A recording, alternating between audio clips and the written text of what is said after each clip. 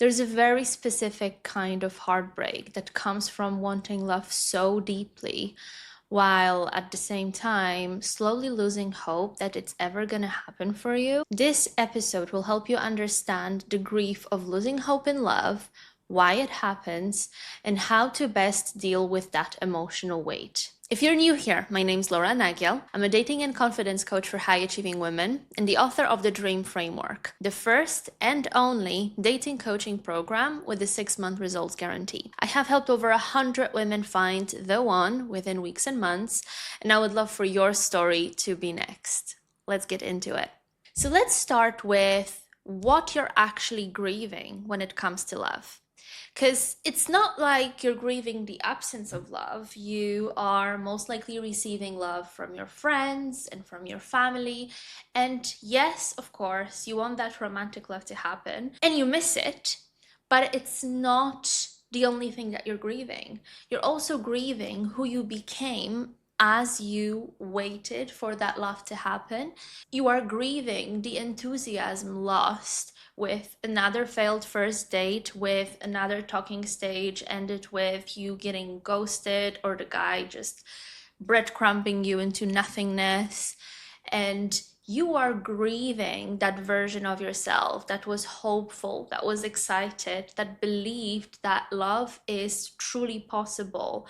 And when I say love, I don't mean the type of love where you settle down, where you make compromises, but the actual head over heels type of love. So now you might be pushing through and still going on dates, but you catch yourself not being excited at all. And it's not even that you want to get excited, because you don't want to get your hopes up once again just to be let down. And it's hard because without excitement, without that hope, how can there be a spark, right? And you know this, and this is why I call it grief, because you know that you need that energy, you need that spark, you need that excitement in order for that love to truly happen. And at the same time, you are too tired and too jaded to keep giving energy at the rate you used to.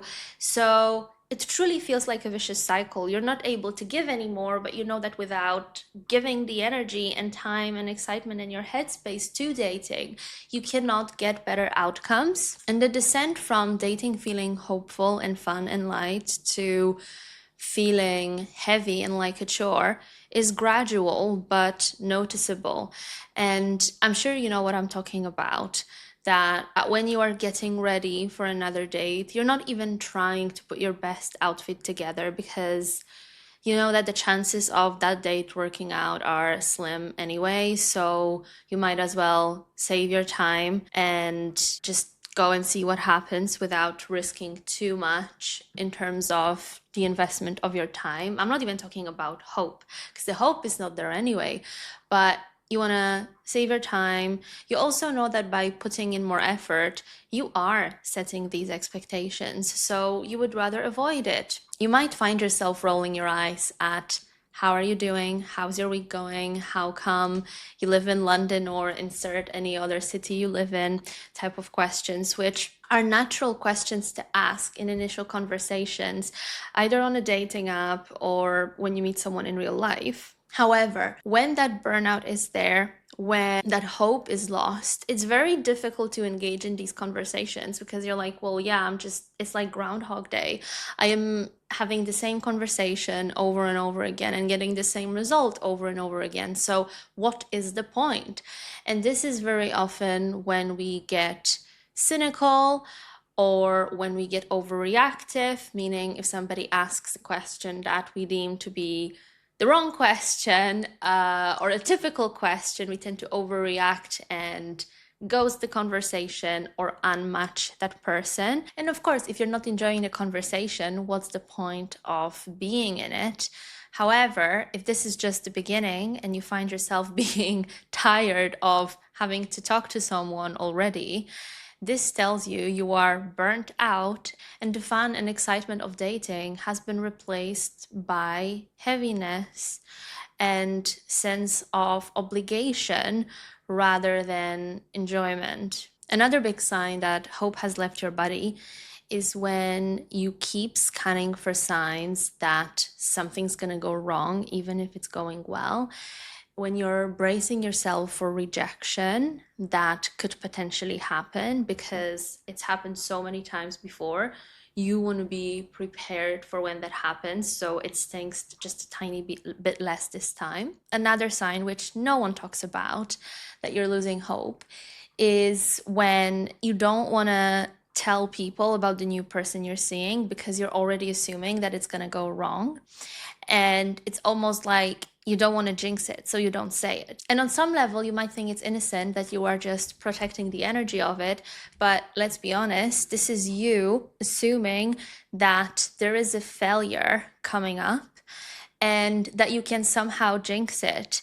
And the reality is, if that person likes you and you like that person, you telling your girlfriends who wish you well puts that situation at no risk. So if you find yourself being more and more superstitious around the new connections you're making, that's also a sign that hope is not there anymore and it has been replaced with fear. And when you get to that stage, it's very easy to come to the conclusion that the only solution here is to get realistic, and instead of dreaming of the head over heels love, just lower your standards and find someone who might be not exactly what you're looking for, maybe below your league, but somebody who will love you more than you love them. And don't get me wrong, I strongly believe that your man should love you more than you love them.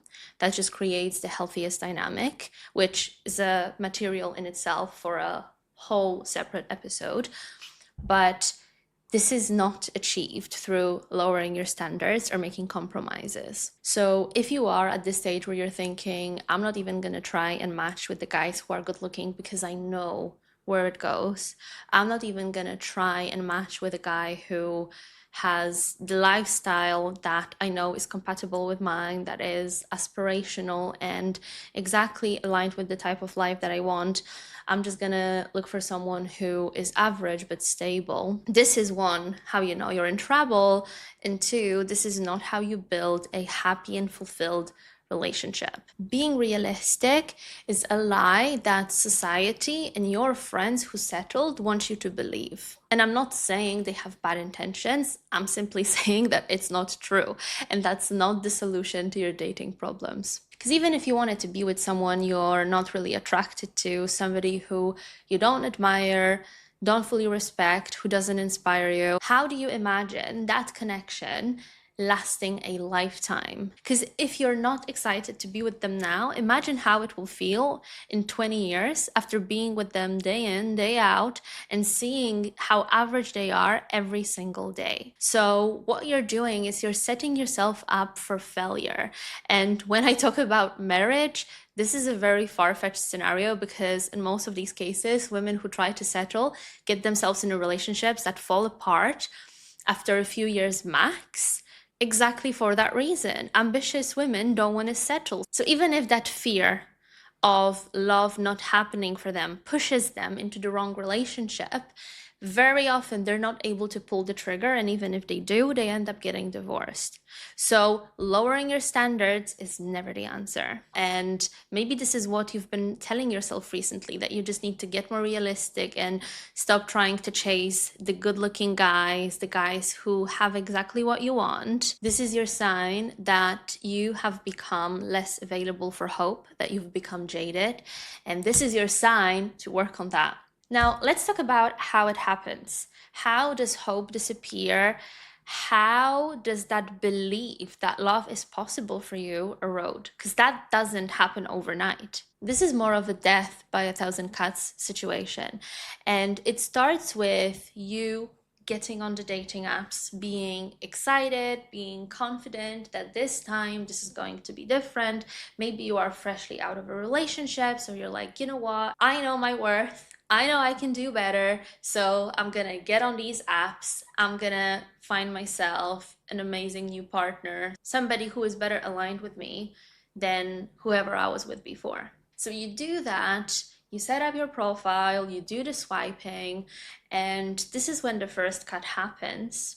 You send out likes to the men that you like, And then nobody seems to be returning the like. It stings your confidence. It gets you to think, okay, am I not as attractive as I thought I am? Is it about what I said? Is the algorithm just confirming my fears about not being attractive enough by assessing my levels of attractiveness and who I can land? And these guys that I send likes to are clearly not it. Especially, this is cut number 2, when you look at your like deck and the guys in there leave a lot to be desired and are completely not your vision for an ideal partner, completely not what you want, and they seem to be miles and miles away from where you are and the vision you have for a relationship and for your future life. Cut number 3 also has to do with apps. It's not all of them, but many apps, for example, Hinge, has that functionality of showing you the person who is the most compatible with you. And very often the suggestions they make are absolutely ridiculous. They will show you men who are physically unattractive, who don't even live in your location, whose lifestyle is clearly not compatible with yours, whose level of fitness is nowhere near to where you are and where you want your partner to be. And again, it makes you wonder, is this all I can get? And right now, you've not even spoken to anyone, right? And you've already experienced all these cuts. Now, when you start talking to guys, this is where another series of cuts comes at you, because you start conversations and all of a sudden he just stops responding. Maybe he unmatches you, maybe he suggests a date, but then never actually sets it up. Maybe he asks for your number and tries to make the conversation inappropriate. Maybe you meet him for one date and he doesn't ask you out for a second date. Maybe you talk to him for days, maybe you have phone calls, maybe it starts getting intense, and then he pulls out all of a sudden. There are millions of scenarios of what could happen, and I'm sure you experienced many of them, so you get the gist. But this is exactly how your hope is eroding. So, on one hand, your sense of self esteem is getting attacked because you start doubting your attractiveness, your intelligence, and how you come across, how you're being perceived by people and the opposite sex. And then this seems to be confirmed by the interactions you're having on the app. And yes, you know this on an intellectual level that dating apps are designed to have you fail. They are designed to make the dating experience difficult, but it still stings. And having experienced this myself, all of the cuts I just mentioned, I have, you name it, I've seen it. I had very messy dating history before meeting Philip. I understand how important strategy is when it comes to using dating apps, because without it, you are at the mercy of the dating app algorithm and its developers, which again have a completely different motivation and goal in mind than you. But if you have the right strategy, if you know how you want to position yourself, if you know the type of guy that you're looking for and how to get his attention, and also most importantly, how to repel the guys who are not compatible with you, this is what saves you so much time and so much heartbreak. I am not going to get into this today because that's a separate episode on its own. But this is so key, and this is why it's such a big part of my framework as well. If you're curious about that, check out the Dream Framework. The link will be in the description. So now that you've gathered a whole collection of limiting beliefs, that it's impossible to find someone on a dating app, that all men are crap, that all the guys in your city only want sex, only want one thing, and are not interested in something long term, it's just impossible to find a normal, stable relationship that is not a situationship or whatever messy, unspecified version of a connection they're trying to sell you on. You might be trying to empower yourself by rebranding your intentions around love and dating.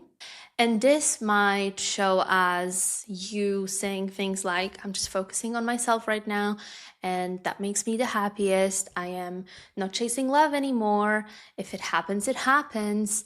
And the thing is, if this is how you genuinely feel, then that's amazing.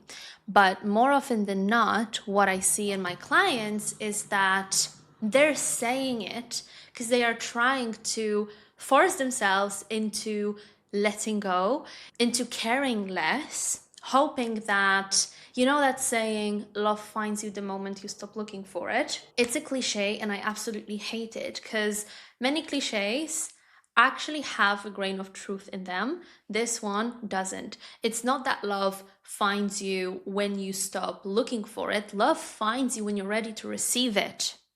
And not being hopeful, being jaded, being frustrated with dating is definitely not the position in which love is going to find you and embrace you. So if you find yourself constantly installing and uninstalling dating apps, if you find yourself jokingly saying that you're going to be the single drunk aunt at the wedding, at everyone's weddings, if it starts feeling like, yes, I'm happy for my friends, and maybe that's just how it should be, maybe I just need to accept that it's not going to be part of my life, this is your sign to stop and zoom in and put in some work. Because with that mindset and attitude, love is not going to find you. And as we covered before, settling is not an option either. Because losing hope is not just about believing that love is possible, it's also about how you show up to dating. It's about how open you can be and how vulnerable can you be and how receptive you are and magnetic and charming as a result. Lack of hope, that heaviness when it comes to dating, it takes all of that lightness, fun, and magnetism away from you. And this is why when people ask me, Laura, what's the one thing that you would advise me if I want to get on the path of finding love? I never talk about the strategy for dating apps. I never talk to them about the dating pool that's available for them, because that's usually not the problem. The problem is the work they need to do on themselves. And if you're listening to this and you're like, Laura, I've done so much freaking work. Like, I've done so much work on myself. I've done therapy and I read the books and I listened to podcasts and, I know about attachment styles. I hear you, but you are approaching this from a very technical perspective. So, like, that's my to-do list. I am executing on it. You are project managing dating, which is fine. I love processes. I love frameworks, which is why I created the first framework for dating and for finding the one. But without mindset, that's not gonna work. Without that hope, without that belief, that unshakable belief and trust that your dream man is coming, it's not gonna happen. So going back to grief, grieving lack of love is one thing, but very often what you're grieving when dating is not working out, when you're tired, when you're jaded, when you've lost your hope, is you're grieving your dream of having a companion for life.